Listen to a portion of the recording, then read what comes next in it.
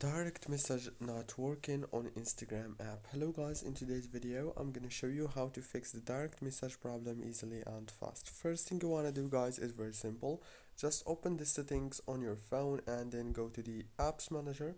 Now on this page you will find all the apps that you have on your phone, so you have to wait a few seconds, and after that you have to scroll and you find the Instagram app.